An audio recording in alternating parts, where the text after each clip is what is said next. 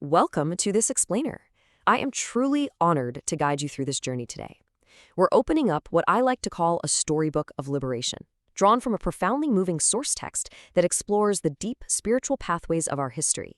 Today, we aren't just looking at dates on a calendar. We are looking at the very soul of righteous Black freedom. We're going to explore how this real, righteous freedom impacts a Black person's life from the inside out, shifting our gaze from the historical chains of the past to the absolutely limitless horizon of our future. We anchor our exploration today right here with this powerful scripture from 2 Chronicles. If my people, which are called by my name, shall humble themselves and pray and seek my face and turn from their wicked ways, then will I hear from heaven and will forgive their sin and will heal their land. It's powerful, right? The source text uses this profound spiritual call to action to ground the entire pursuit of righteous Black freedom. It reminds us that healing our land and healing ourselves really starts with a deep, humble connection to the divine. Here's our roadmap for today. We'll start with the significance of Juneteenth, lead into defining true Black freedom, and then explore 3 spiritual pathways: embracing ancestral wisdom, cultivating self-knowledge, and building rooted communities. Finally, we'll wrap up with the ongoing freedom fight. Let's get right into it. Chapter 1, The Significance of Juneteenth, the milestone of 1865. Now, think about this timeline. In 1863, the Emancipation Proclamation was issued. But then, there's a stark 2-year delay. It wasn't until June 19, 1865, that Union soldiers finally arrived in Galveston, Texas, to announce the end of slavery. Our source highlights the specific delay to illustrate just how uneven and incomplete freedom was in America. It's a heavy reminder that for our ancestors, freedom wasn't just handed over freely with the stroke of a pen. It was delayed, it was fought for, and it was absolutely demanded through immense struggle. Freedom, as it was legally granted, is a chapter, not the whole story. While we definitely celebrate that massive progress and the unimaginable resilience of our ancestors, the source text reminds us that this date is exactly that, just one chapter in a much larger book. It's kind of a reality check, calling us to recognize the ongoing challenges that Black communities are still facing right now. Chapter 2, Defining True Black Freedom, Beyond Legal Emancipation. So let's compare these 2 realities. On one hand, Juneteenth represents legal emancipation, right? The actual absence of physical chains. But true Black freedom? It goes so much deeper than that. The source frames this as spiritual liberation and the reclaiming of our identity. The real takeaway here is that freedom means breaking psychological bondage. It means dismantling that internalized oppression we all carry and reclaiming our power and dignity on literally every single level of our existence. Here is how we're defining it. True Black freedom is a continuous journey of spiritual healing and empowerment that requires freedom from systemic oppression, economic inequality, and cultural erasure.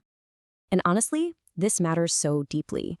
The text is telling us that righteous freedom isn't a finish line we just cross one day. It's an everyday journey, and it is just as much a spiritual journey as it is a social and political one. So how do we actually get there? Well, the source gives us a really solid, actionable roadmap for this inner work. Step 1, embrace ancestral wisdom. Step 2, cultivate self-knowledge. And step 3, build rooted communities. These are the 3 spiritual pathways we've got to walk to do the internal work, right alongside that external fight for change. Chapter 3, Embracing Ancestral Wisdom, Healing Generational Trauma.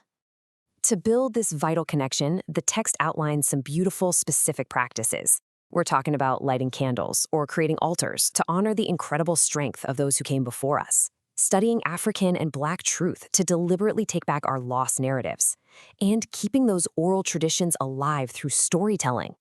You know, listening to the wisdom of our ancestors isn't just about looking backward. It restores our sense of belonging today.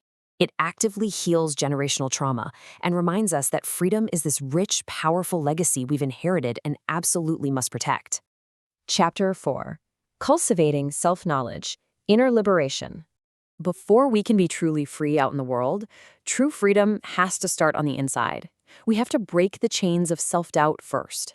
This emotional healing takes practical steps, things like meditation and mindfulness to actively release those limiting beliefs, journaling to safely unpack hidden fears, using positive affirmations to rebuild our identity, and finally, living in divine order by living a righteous life, which the source emphasizes is exactly what original Black people were created to do. Doing this inner work is what allows true freedom to flourish in a person's life, giving us a rock-solid foundation of self-love. Chapter 5. Building Rooted Communities. Love and Justice.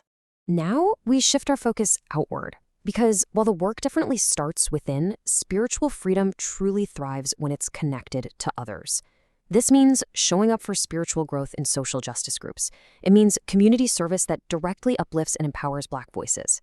And it involves having those honest dialogues that don't shy away from the pain, but actually use it to envision a shared future. The text makes a great point here. By prioritizing mutual care, we can thrive together. A rooted community is honestly our strongest defense against systemic forces. It creates a space where true liberation is lived out loud every single day. Chapter 6. The Ongoing Freedom Fight. The Horizon Awaits. The source leaves us with this incredibly powerful dual mandate. Hold both the history of Juneteenth and the vision of true liberation in your heart. We look backward to honor our ancestors and remember the physical chains that were broken, but we've got to fiercely look inward and outward to forge new paths. By embracing our ancestral wisdom, finding that inner freedom, and building loving communities, we step closer to the full, righteous freedom our ancestors dreamed of. Which leaves us with the ultimate challenge. Our Black ancestors fought, and are still fighting, for freedom. Now it's our turn. So what are you doing now? Real, righteous freedom is never passive, y'all. It's an active, daily pursuit. So as you leave this explainer today, I want you to take that question with you. Reflect on your own personal mandate.